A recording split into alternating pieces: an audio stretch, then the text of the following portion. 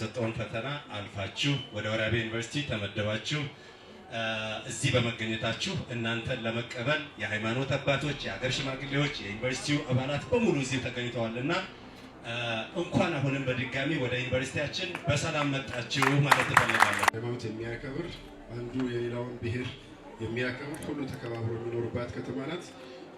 ዩኒቨርሲቲያችን እናንተን ለማስተማር ከ650 መምህራን በላይ ብቁ የሆኑ መምህራኖችን አዘጋጅተን በጣም በርካታ ተመራማሪዎች አሉን።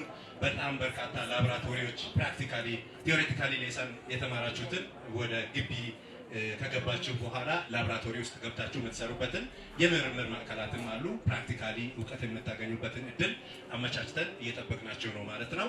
ራሳችሁ ቤት እንድታዩት በዚህ አጋጣሚ ማሳሰብ ፈልጋለሁ። ያው ተማሪ ከአካባቢው ከቤተሰቡ ወጥቶ ሲመጣ ወላጅም ያው የሚጨነቀው ነገር ይኖራል። ልጄ ምን ይገጥመው ይሆናል የሚል ሀሳብ ውስጥ የሚገቡ ወላጆችም ሊኖሩ ይችላሉ። ተማሪዎችም በተመሳሳይ። ስለዚህ ወላጆችም ተማሪዎችም ያው ከዚህ ሀሳብ ነፃ ሆናችሁ የትኛውም ሰዓት ብትንቀሳቀሱ ማታ 7 ሰዓት 8 ሰዓት ብትንቀሳቀሱ ምንም አይነት ችግር የማይገጥበት ከተማ መሆኑን በዚህ አጋጣሚ ለማስተዋወቅ ሞክራለሁ።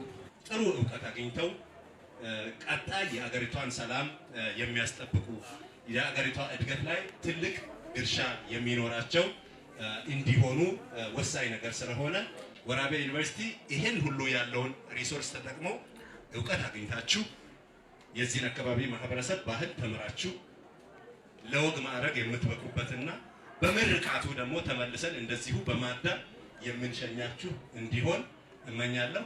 ስለዚህ ቤታችሁ እንደመጣችሁ አስቡ። ወራቤ ቤታችሁ ነው። ምንም የሚገጥማችሁ ችግር የለም። ገብታችሁ ተመርቃችሁ እስክትወጡ ድረስ ከተማ አስተዳደሩ ከእናንተ ጋር ነው ያለው። ከዩኒቨርሲቲው ማህበረሰብ ጋር በጋራ እየሰራን ነው።